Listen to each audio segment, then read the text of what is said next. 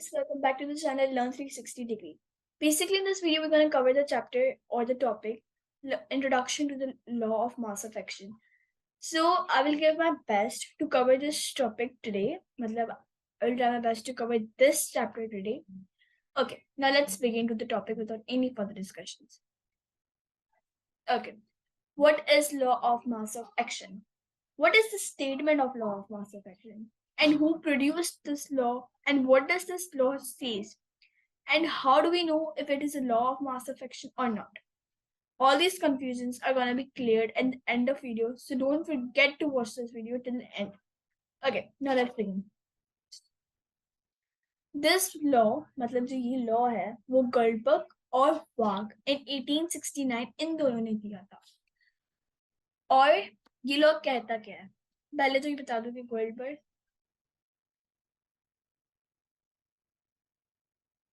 और ये गर्लबर्ग है, ERGL, okay, and वाग, WAAG. Okay, so they produced this law in 1869. And what does this law say? This law says that the rate, कोई भी rate जो substance react करता है ना, वो डायरेक्टली प्रोपोर्शनल है उसके एक्टिव मास. सही, ये स्टेटमेंट तो बिल्कुल क्लियर सी है कि जिस रेट से कोई सब्सटेंस रिएक्ट करता है वो उसके डायरेक्टली प्रोपोर्शनल है एक्टिव मास से. मतलब अगर एक्टिव मास इंक्रीज करेगा तो उसका जो रेट, जिस रेट से वो जो सब्सटेंस वो रिएक्ट कर रहा है वो भी इंक्रीज होगा. सही है. और दूसरी बात ये, रेट मतलब जो रेट ऑफ रिएक्शन है, जो जिस रेट से रिएक्शन काम कर रहा है वो डायरेक्टली प्रोपोर्शनल उसके प्रोडक्ट ऑफ एक्टिव मास से. सही है. इसका मतलब ये हुआ कि जिस रेट से, पहले तो ये हुआ कि जिस रेट से एक सब्सटेंस रिएक्ट कर रहा था वो किसके डायरेक्टली प्रोपोर्शनल था? एक्टिव मास से. प्रोडक्ट नहीं था, बस एक्टिव मास था. और फिर आया रेट ऑफ रिएक्शन. पहले प्रोडक्ट था, अब रिएक्शन है. रेट ऑफ रिएक्शन फिर किसके डायरेक्टली प्रोपोर्शनल होगा?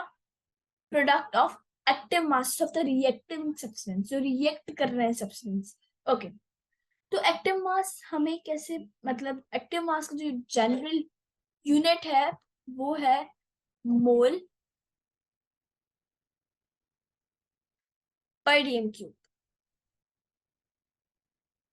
ओके, और हम इनको रिप्रेजेंट जो करते हैं ना वो लाइक स्क्वायर ब्रैकेट्स होते हैं, ये वाले.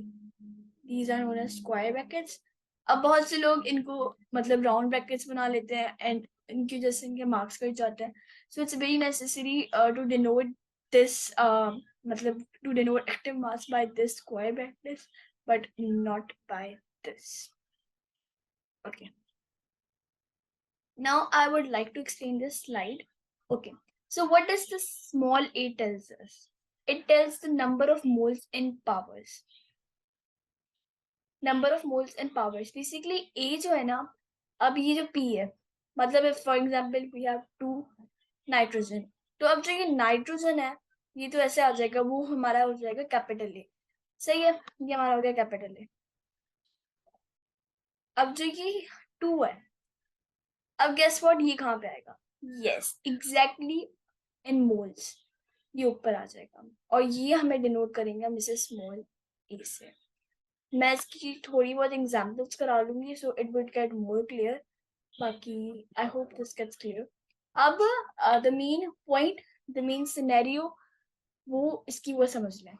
जो प्रोडक्ट्स होते हैं वो हमेशा आते हैं न्यूमरेटर में, और जो रिएक्टेंट्स होते हैं वो हमेशा आते हैं डिनोमिनेटर में. The reason behind this is products बाद में बन रहे हैं और हम जब उनको मतलब जो मल्टीप्लाई होते हैं और फिर वो जनरली ऑटोमेटिकली ऊपर आ जाते हैं. So there is no much big reason in this, but हाँ ये होता है कि पहले प्रोडक्ट्स आते हैं उसके बाद ही रिएक्टेंट्स आते हैं.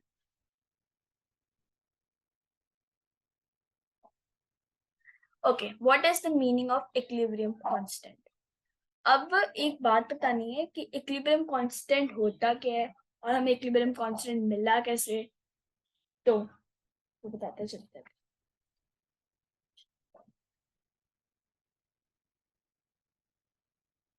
ओके, इक्विलिब्रियम कांस्टेंट, अगर इक्विलिब्रियम कांस्टेंट जो है ज्यादा हो, मतलब इक्विलिब्रियम कांस्टेंट जो है बड़ा हो, इसका मतलब ये होगा कि प्रोडक्ट्स ज्यादा होंगे और जो है products are greater than reactants. अब I have already told you ऐसी सिचुएशंस आती रहती हैं जिसमें कभी प्रोडक्ट ज्यादा हो जाता है तो कभी रिएक्टेंट ज्यादा हो जाता है। सो ये वाइस वर्सा प्रोसेस चलता रहता है। तो इस केस में क्या है कि अगर के छोटा हो गया, के gets less, so what would happen, products जो हैं दैट वुड गेट मोर और जो रिएक्टेंट्स हैं वो कम हो जाएंगे।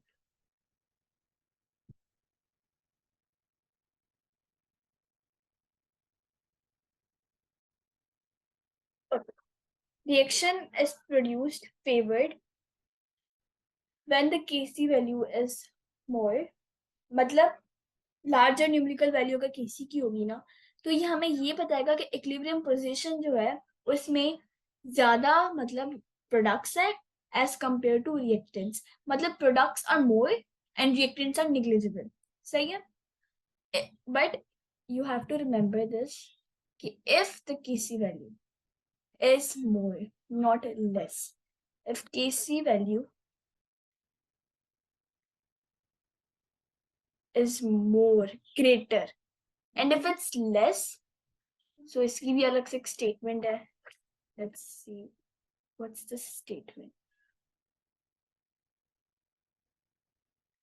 If Kc value is less, मतलब if the numerical value of Kc is small, then हमारे पास क्या होगा, रिएक्टेंट ज्यादा आ जाएंगे और प्रोडक्ट्स कम आ जाएंगे। अगर किसी की वैल्यू कम होगी तो ये हमें ये बताएगा कि रिएक्टेंट्स ज्यादा है और प्रोडक्ट्स कम है। मतलब जैसे हाँ पहले मैंने भी तो बोला था कि रिएक्टेंट्स निग्लिजिबल होंगे, पर इस केस में क्या होगा, प्रोडक्ट्स निग्लिजिबल होंगे। अब केमिकल क्लीनिंग थर्ड टाइप, सही है, थर्ड टाइप यहाँ पे नहीं लिखी हुई but I am gonna tell you कि अगर न्यूमेरिकल वैल्यू जो है किसी की वो ना ही बड़ी हो और ना ही छोटी हो तो इससे हम क्या करेंगे, इस रिएक्शन को कहेंगे हम equilibrium position. We already know जब फॉरवर्ड और रिवर्स रिएक्शन दोनों एक ही रेट में आ जाते हैं तो हम उससे कहते हैं इक्विलिब्रियम कांस्टेंट, या तो हम कहते हैं उसे equilibrium position.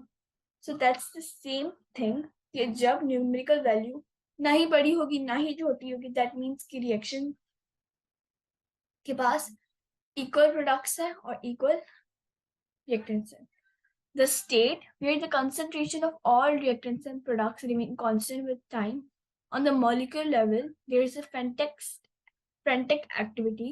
Equilibrium is not static, but it is a highly dynamic situation. This like basically tells us कि molecular level पे हमें ये नहीं होता कि equilibrium static है. What does static means? Static means at rest, but dynamic means moving. I already told you कि dynamic equilibrium है केमिकल इक्विलिब्रियम, क्योंकि वो स्टॉप नहीं करता, it moves, it does not stop. सही है, मतलब पहले फॉरवर्ड रिएक्शन ज्यादा हो जाता है तो कभी रिवर्स, तो मतलब वो चलते रहते हैं but it does not stop, it continuous moving. सही है, the law of mass of action, the main topic of this video is this topic. Okay, what is J here? I already told you what is J here. What is K here? What is I here? What is N here? Number of moles of a substance is J. Number of moles of substance is K. Number of moles of substance. And what does this sign indicate? Sign indicates. This indicates that it is a reversible reaction, but not a irreversible reaction. Okay. The law of mass of action is represented by equilibrium expression. What is the expression? It can be C. Here anything can come. For example, C भी आ सकता है इसके ऊपर, but small c. But for making less confusion, तो we have did इसमें कोई और letters डाल दिए हैं, क्योंकि we can basically हमें कभी पता नहीं चलता कि capital letter है small letter in the computers. तो हमने यहाँ पे IMJK लगा लिया है, बट बेसिकली बुक्स वगैरह में होता है कि मोल पे स्मॉल वाला C लगा देते हैं. So that's the same thing. यही है एक्सप्रेशन, तो यही है. और जो CD है ना, इक्वेशन होती है हमारे पास ऐसे: A plus B, wait writing, A plus B and then reversible वाला साइन जो है, 2 एरो वाला, उसको लगा देंगे, and then C, then plus D. And as we all know, what is this AB? I hope you guys know that is reactant. And what is this? This is product. And I want you guys to look at this expression जो यहाँ पे लिखा हुआ है blue वाले shade से. Yes, this one. कि यहाँ पे CD पहले लिखा हुआ है और AB बाद में. अब क्लियर हो गया होगा इस बात से कि जो CD है वो प्रोडक्ट है, AB है वो रिएक्टेंट है. तो CD पहले आएंगे और AB बाद में आएंगे. एंड आई वांट कि ये बात सबको क्लियर हो, because most of the time ये MCQ आता है और बहुत से लोग गलत कर देते हैं. Even I did it in my exam. तो AB पहले नहीं आएगा, AB बाद में आएगा, और CD पहले, मतलब न्यूमरेटर में CD आएगा. ओके अब ये एग्जाम्पल है. अब इससे बहुत बहुत बहुत ज्यादा क्लियर हो जाएगा. मैंने बोला था आपको एग्जाम्पल कराऊंगी. And here is the example 4. Okay, NO2. Let me clear it first. यहाँ पे मैंने बोला था प्रोडक्ट आएगा. ये प्रोडक्ट है हमारा भाई, ये प्रोडक्ट है और ये रिएक्टेंट है. पहले NO2 आया है, ये रहा NO2. अब इसलिए कंफ्यूजन होती है जो NO2 है इसका, ये हमने क्यों नहीं लिखा हुआ है मोल वाली सीन पे, क्योंकि ये आएगा ही नहीं. आई सेड कि जो नंबर ऑफ मोल्स हो, ये नंबर ऑफ मोल्स नहीं है, ये फॉर्मूला ही है ऑक्सीजन का. Oxygen contains 2 oxygen. ऑक्सीजन के पास वो 2 ऑक्सीजन यूज करता है, बट ये है कि 4 नाइट्रोजन है. सो नाइट्रोजन का फॉर्मूला इज, नाइट्रोजन का symbol, what is the symbol of nitrogen? Nitrogen का symbol is N. But oxygen का सिंबल में हम O2 ही यूज करते हैं. So what is the thing here के यहाँ पे 4 जो है वो ऊपर आएगा in the number of moles square brackets के बाद में. ओके यहाँ पे 6 है, ये ऊपर आ जाएगा पहले प्रोडक्ट्स पे ऐसे.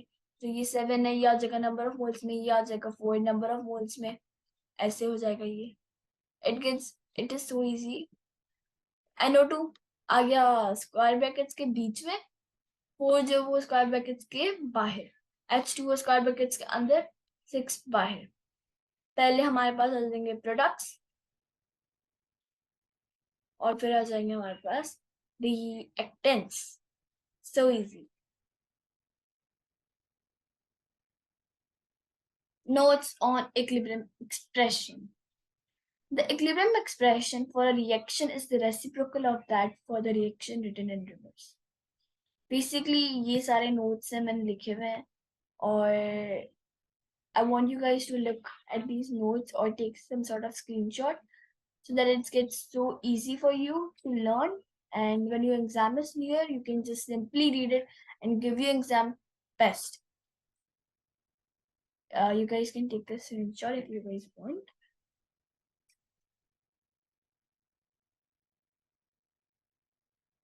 Okay, heterogeneous. Heterogeneous are equilibria that involve more than one phase. जिसमें एक से ज्यादा phase हो, that is known as heterogeneous phase. Easy. और what I know is बहुत से the books में ये होगा ही नहीं heterogeneous equilibria, so you guys can skip it also. अच्छा, the position of heterogeneous equilibrium does not depend on the amount of pure solid present. What does it से? ये हाँ, इसमें ये मैटर नहीं करता कि कितना अमाउंट है सॉलिड का या लिक्विड का, because heterogeneous is independent of the amount of pure solids or liquid present in a solution or in a equilibrium state. ठीक है?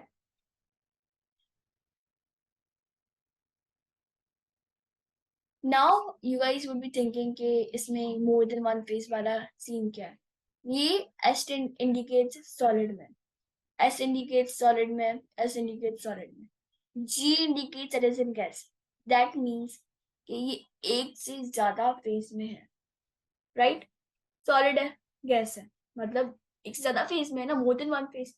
सो अगर आपको जहां भी नजर आए ये example given is in more than one phase, कभी सॉलिड आ रहा, कभी गैस आ रहा है, कभी लिक्विड आ रहा, तो आपको देख के ये माइंड में आ जाना चाहिए कि that is heterogeneous equilibrium.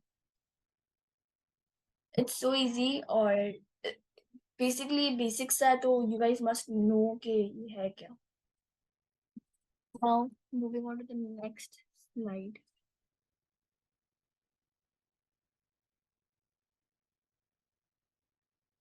Okay, reaction question हमें ये क्या बताता है?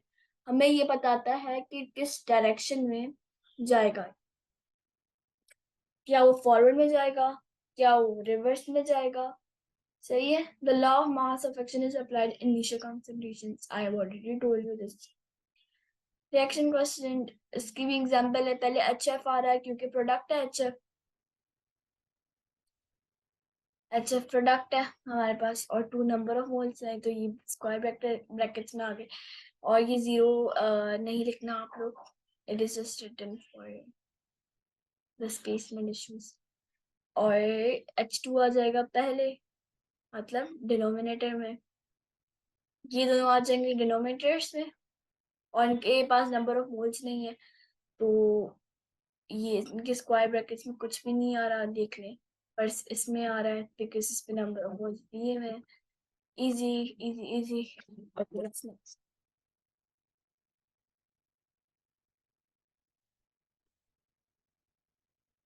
Solving equilibrium problems. तो ये स्टेप्स बता रहे हैं कि हम इक्विलिब्रियम की प्रॉब्लम्स कैसे सॉल्व कर सकते हैं. पहले जो मेन थिंग है कि उससे हम बैलेंस करना चाहते हैं इक्वेशन को, हमें कैसे बैलेंस करना है इक्वेशन को. And it's way too simple to know कि कैसे सॉल्व करते हैं या बैलेंस करते हैं इक्वेशन को. उसके बाद हमें इक्विलिब्रियम का एक्सप्रेशन आना चाहिए. एक्सप्रेशन ये वाला ही है जो मैंने आपको अभी बताया था. I am talking about this expression. Yes, this one. K is equals to C मोल पे स्मॉल छोटा सी, या तो I लिख लें या जो भी आपको लेटर आता हो वो लिख लें, फिर D, फिर A, फिर B डिनोमिनेटर. तो यही है कि